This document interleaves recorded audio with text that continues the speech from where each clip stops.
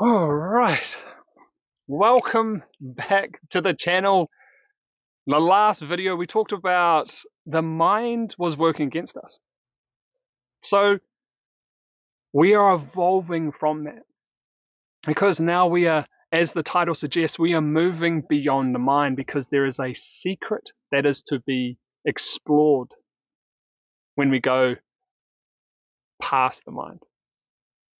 Let me explain. When we talk about going beyond the mind, we're not talking about slowing our thoughts down or anything like that. It is actually a state of being that we are in.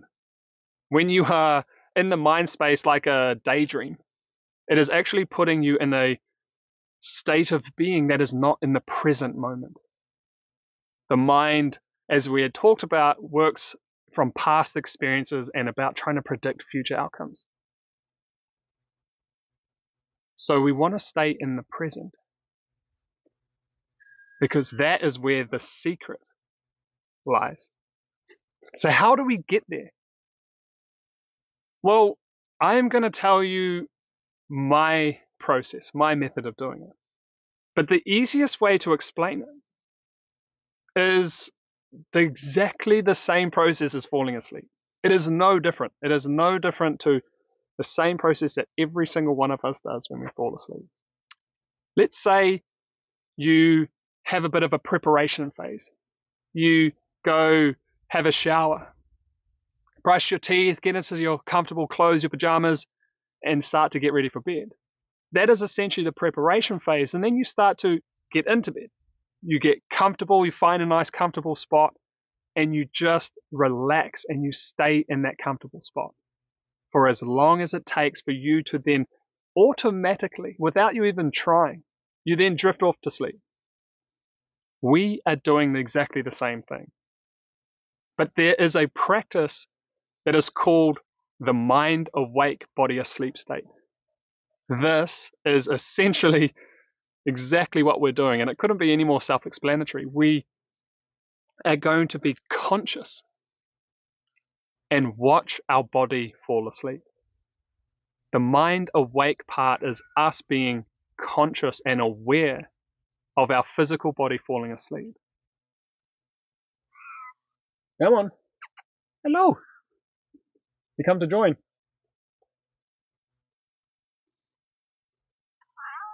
You come to join.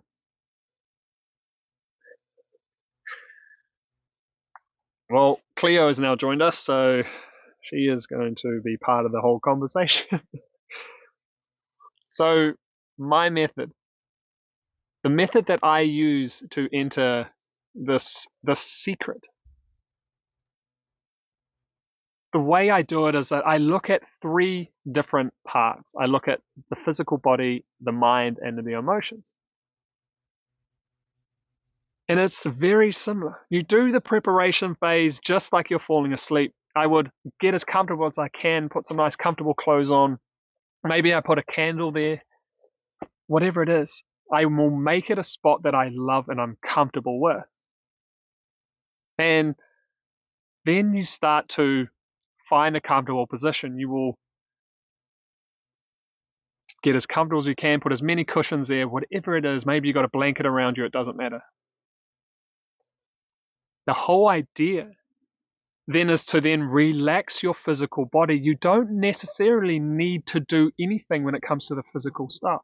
It's about doing as little as possible, just as you would fall asleep. So I would do a head to toe relaxation technique. And the more detail that you get, the more relaxed you can actually go. But essentially just head to toe, relax the whole physical body, and then I bring in the mind state. And I will create a visualization that a place that I love and that I'm very comfortable with, it's a positive effect on me. And that is, of course, in nature. I love the beach. I love being out in the bush. So I would visualize myself out in a forest. And then I bring emotions into it. The way I use it is I use gratitude. So I'll bring in things that I'm grateful for into my visualization. For example, like my wife and my family. I'm grateful for the relationship I have, the family I have. Maybe I am grateful for the person I've become. It literally doesn't matter. It's personal to you, but the idea is that now my mind and emotions are balanced and my physical body is starting to fall asleep, and you then just bathe in that situation for as long as possible. It might take 20 minutes, it might take an hour, could take 2 hours. The longer you go, the deeper and deeper you will automatically go, just like falling asleep. And you will just stay aware of the fact that your body is starting to just go into sleep mode. This is then essentially where it gets really exciting, because you start to drift off. Your mind's eye starts to waken. The visualization you created will probably have drifted away, but you start to see colors, see shapes, see low detailed imagery. I see a lot of faces, a lot of eyes and lips and things like that, which is very common. But you start to see amazing imagery. And at the same time, your body will literally be falling asleep. And it's literally like your body disappears. It's probably the fastest way I can explain it. It is not like a numbing sensation, or that will happen at first, but you will feel absolutely nothing. You won't feel the weight of your body sitting on the chair or on the cushion or wherever you are. You won't feel any tingling sensations. Literally, for me, everything below my head, it just disappears. And I feel like I'm just a head floating in zero gravity, just floating in space. And the longer I go into this, my head starts to rotate, starts to do very slow little backflips. And this is when I know that I have essentially crossed from the physical into the non-physical. And it is a place of pure peace and stillness. This place is actually very common for a lot of spiritual practitioners to actually use for things like healing and connecting. They connect to whoever or whatever on a deeper level. Their religions, their ancestors, guides, whatever it is. They use this place to connect to them and get closer to them. And what you actually end up having is the key to essentially moving from the physical to the non-physical. It becomes this amazing place that you can go at any time, anywhere, as much as you want. That is why it becomes a secret, because it's just not taught. It's just this weird thing that is never taught, especially it's not going to be in our education system, but this doesn't cost a thing and anyone can go there. Probably one of the strangest feelings that when you actually cross this bridge. Really? Is that so? What are your thoughts?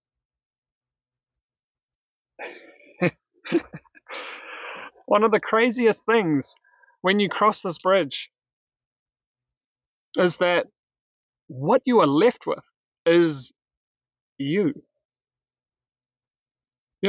Or when you disconnect from your physical body, when you balance your mental and emotional states, and you become in the most present state and going beyond that mind, you end up with you. That is one of the coolest things to experience. You feel connected to something so much greater. You feel like you're connected to life itself. That is a very powerful emotion to have, and that is why Alan Watts, when he talks about going beyond the mind, he says it's a very difficult place to explain. It makes my job very difficult, but he says, you can't put it into words, because essentially what you were doing is that you were starting to explain a place that is purely felt and experienced through feelings. And you're trying to put it into words, and it becomes very, very difficult, especially when they are amazing, loving feelings that you might not have felt before. The reason that I would say that this is a secret is just because, as I said before, it's just not taught. And I believe that there is no greater time for people to be actually experiencing this than now. You look around and so many people are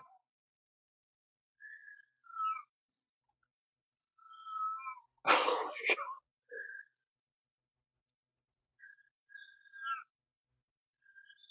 like she's shouting.